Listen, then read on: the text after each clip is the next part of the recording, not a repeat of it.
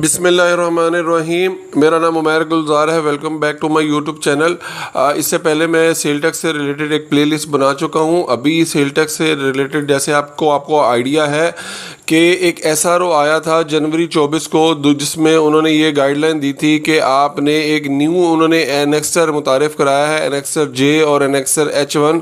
ये किसने फ़ाइल करना है, मैं कोशिश करूँगा इस वीडियो में आपको कंप्लीट गाइडलाइन दूँ कि मैंने अभी रिटर्न फाइल की है एनेक्सर H1 फॉर ट्रेडर्स। ये जब हम फाइल करेंगे इसका क्या एस्पेक्ट होगा, कहाँ से फाइल करेंगे, इसको ऐड कैसे करना है, ऐड की विंडो कैसे आएगी, उसमें डाटा कैसे फेच करना है, ये डाटा आएगा कैसे। डाटा बनाने से पहले ये जो HS कोड्स हैं, ये जो फॉर्मेट है, ये मैं आपको पिन कर दूंगा, ये आपको मिल जाएगा डिस्क्रिप्शन से, मेरे व्हाट्सएप चैनल से भी। और ये जब आप डाटा बना लेंगे, इसको आपने रिकनसाइल कैसे करना है अपने सेल टैक्स प्रोफाइल के साथ, ताकि जो आप इससे पहले एनेक्सर F बनाते थे उसकी क्वांटिटी और जो ये एनेक्सर H1 बनाएंगे इसकी क्वांटिटी कैसे रिकनसाइल होगी। और आपका जो प्रोफाइल है जब आप रिटर्न फाइल करते हैं, आपकी एक्सेल की वर्किंग के साथ ये कैसे रिकनसाइल होगी। वीडियो को स्टार्ट करते हैं। ये एनेक्सर जो आया है H1, ये एक SRO के मुताबिक आया है, SRO 55, जो कि जनवरी 2025 में आया था। इनकी रिक्वायरमेंट क्या है, ये क्योंकि हम रिटर्न अपनी फाइल करते हैं सेक्शन 26 में, इन्होंने इसमें अमेंडमेंट की है और इन्होंने ये कहा है कि जो मैन्युफैक्चरर होगा उसने एनेक्सर जे फाइल करना है, और जो कमर्शियल इंपोर्टर है, डिस्ट्रीब्यूटर है और होलसेलर है, रिटेलर की बात नहीं करें, commercial importer, distributor and wholesaler ने एनेक्सर H1 फाइल करना है। ये फाइल क्यों करना है? FBR की इंटेंशन ये है कि जो फ्लाइंग इनवाइसेस हैं उस एस्पेक्ट को इन्होंने कंट्रोल करने के लिए ये एस्पेक्ट रखा है, ताकि जो भी आपके पास इनपुट अवेलेबल है वो पहले से डिक्लेयर हो, आपके एनेक्सर में डिक्लेयर हो विद HS कोड, आपकी क्वांटिटी, आपका सेल टैक्स रेट पहले से डिफाइन हो, और उसके अकॉर्डिंगली जो भी आपका जो स्टॉक है आपने न्यू परचेज किया वो आपका स्टॉक में ऐड होता जाएगा, और जो आपने टैक्सेबल सप्लाईज की होंगी वो लेस होती रहेंगी, या एग्जेम्प्टेड हैं या जीरो रेट वो लेस होती रहेंगी, और आपके पास एक क्लोजिंग स्टॉक हर रिटर्न के साथ, हर महीने की रिटर्न के साथ, जो कि मार्च से अपडेट होनी है, ये आपने इंश्योर करना है। अदरवाइज ये आपके लिए कल के लिए प्रॉब्लम हो सकती है। अब ये HS कोड्स कहाँ से आएंगे? आप पहले एनेक्सर F फाइल करते थे जिसमें एक क्वांटिटेटिव तो फिगर्स आ रही होती थी और उसका क्लोजिंग स्टॉक आप बना रहे थे, लेकिन अब उस चीज़ को इन्होंने फर्दर एक्सप्लेन कर दिया और सिस्टम में भी इसको ऐड ऑन कर दिया। अब ये करेंगे कैसे, ये मैं आपको एक्सप्लेन करता हूँ। सबसे पहले आपने क्या करना है, आपने हमेशा की तरह, जैसे मैं आपको इससे पहले भी गाइड कर चुका हूँ, आपने सिस्टम में एंट्री करने से पहले अपने आप को एक्सेल में लॉक करना है। आप जब अपने आप को एक्सेल में लॉक करते हैं उससे बेनिफिट ये होता है आपको कि आप को गलती की गुंजाइश आप कम से कम करते हैं। अब जैसे ये एक फॉर्मेट है, ये एक हमारे सीनियर कंसल्टेंट हैं मिस रिफत, उन्होंने ये प्रोवाइड किया है, उनका मैं शुक्रगुजार हूँ। अच्छा, उनकी फीडबैक के मुताबिक ये मैंने इस पर वर्किंग किया और मैं अपनी रिटर्न सबमिट कर रहा हूँ, जस्ट मैं आपको समझाने के लिए बता रहा हूँ। अब इसमें क्या चीज़ होगी, सबसे पहले आपने इस फॉर्मेट को फाइल करने के लिए एक्सेल में आपके पास HS कोड्स होने चाहिए, ठीक है, यूनिट ऑफ मेजर होना चाहिए, सेल टैक्स का रेट होना चाहिए, ठीक है, और क्वांटिटेटिव वैल्यू के होनी चाहिए आपके पास। अच्छा, जैसे कि मैं आपको एक समरी दिखा रहा था कि ये देखें, ये मेरा फाइनेंशियल ईयर है जुलाई से लेके अप्रैल तक। अब मैं क्या करता हूँ, जब भी रिटर्न फाइल करता हूँ मैं कोशिश करता हूँ जो हमारी इंपोर्ट है और जो हम सेल कर रहे हैं उसका मैं एक एक्सेल में एक समरी बना दूं कि कल को कभी भी कोई बेनिफिट, कोई रिक्वायरमेंट हो, कोई इससे एक्सट्रैक्शन करनी हो इन्फॉर्मेशन, तो हम एट ईज़ कर सकें। अब मेरे केस में क्या था, जैसे कि आप देख रहे हैं कि यहाँ पे क्लोजिंग इनपुट में और बना रहा हूँ जो कि एनेक्सर F में भी रिपोर्ट हो रहा था, ये एनेक्सर F के साथ ये टैली है, ठीक है। अब मुझे रिक्वायरमेंट ये थी कि भाई ये मैंने मार्च का अपना मार्च में ओपनिंग डालना है, अपने स्टॉक का ओपनिंग मार्च में डालना है, ठीक है। तो ओपनिंग मेरे पास फरवरी का क्लोजिंग आ रहा था 2,11,864। इसमें मैंने क्या क्या चीज़ें ऐड ऑन करनी है कि मेरा ओपनिंग तो 2,11,000 डले, ठीक है। और उसमें जो मैं इंपोर्ट होगी मार्च की जो जेडी के अगेंस्ट आती है, एनेक्स्चर इंपोर्ट का जो जेडी है एनेक्स्चर बी, उसमें जो अमाउंट आती है वो वहाँ से आप ऐड ऑन कर लेंगे। अब ये 2,11,000 की डिस्क्रिप्शन मैंने आप ऐड ऑन करनी थी विद एचएस कोड। तो मेरे जो केस था उसमें मुझे ये आइडिया था कि ये वाली आइटम जो थी इसमें पार्शल में आइटम बेच चुका हूँ ये वाली, और इसमें कुछ आइटम मेरी पेंडिंग थी। तो मैंने क्या किया, ये वाली आइटम का जो डिफरेंस था इसका मैंने एचएस कोड निकाला कि ये एचएस कोड कौन सा बिलोंग करता था, ठीक है। और जो मेरी क्वांटिटी पेंडिंग है वो मैंने इन दोनों से माइनस करके निकाल ली, ठीक हो गया।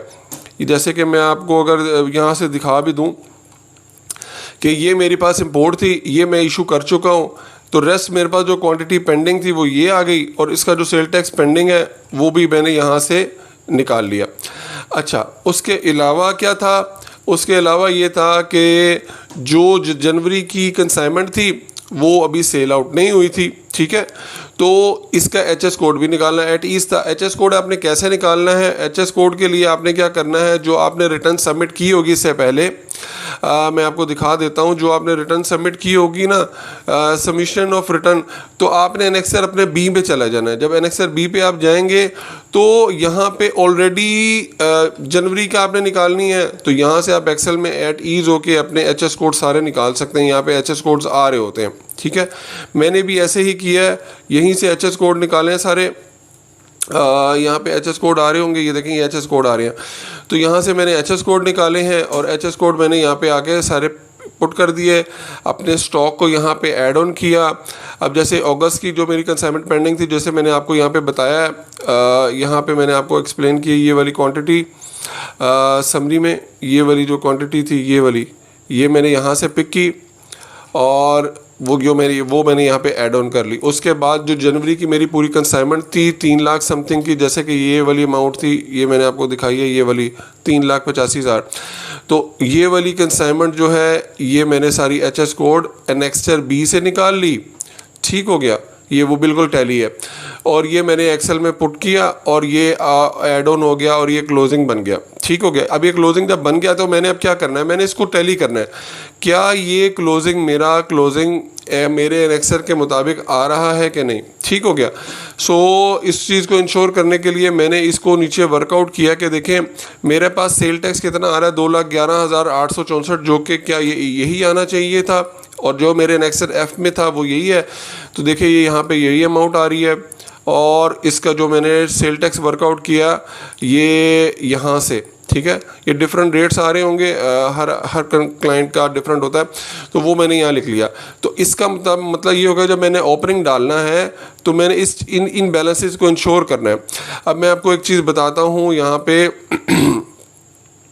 जब आप पुट करने लगेंगे ना अपना एनेक्सर H1, तो आपने क्या करना है, यहाँ पे आना है एनेक्सर H1, इसको ओपन करना है।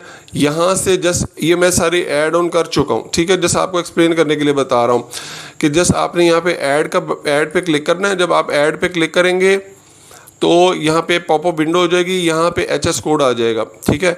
एचएस कोड आपने कहाँ से लेने हैं, एचएस कोड आपने यहाँ से लेने हैं। जब आप अपना रिकंसाइल कर लेंगे, ये वाली क्वांटिटी लेनी है, ये वाली वैल्यू लेनी है, ये वाली क्वांटिटी लेनी है, ये वाला आपने रेट लेना है, ठीक है। तो ये बहुत एट ईज हो के आप, जैसे कि मैंने यहाँ पे एक तस्वीर भी बनाई है, एक मैं आपको दिखा देता हूँ।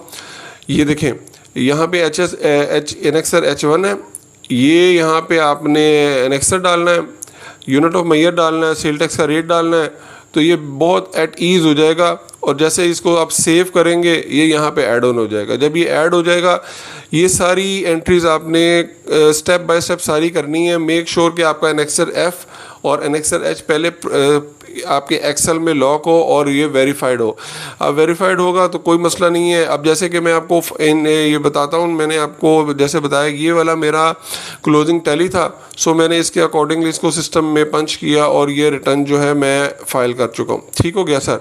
और ये सिंपल है, आप करेंगे। इससे रिलेटेड आपका कोई क्वेश्चन हो आप पूछ सकते हैं। एक क्यूरी ज़रूर आती है इसमें कि जब आप एनेक्सर बी इंपोर्ट करते हैं वो तो स्टॉक यहाँ पे खुद से ले लेता है, इंपोर्ट का स्टॉक खुद से ले लेता है, लेकिन क्लोजिंग नहीं आ रहा होता खुद, तो क्लोजिंग आपने मैनुअली डाल लेना है।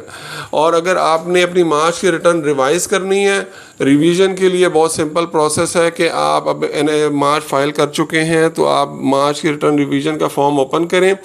इसकी वीडियो भी अवेलेबल है, how to revise your return. So declaration पे जाएंगे, एट ईज़ आप फॉर्म ओपन कर सकते हैं।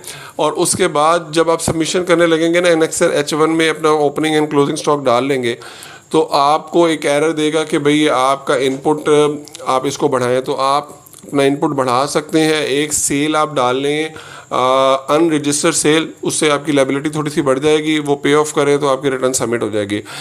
और इस एक्सेल के से रिलेटेड आपका कोई क्वेश्चन हो तो ये मैं आपको प्रोवाइड कर दूंगा डिस्क्रिप्शन में।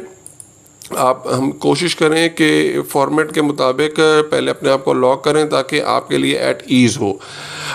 Do like share and subscribe. अगर आपका कोई क्वेश्चन हो तो आप डू आस्क। जज़ाकुमुल्लाहु खैर।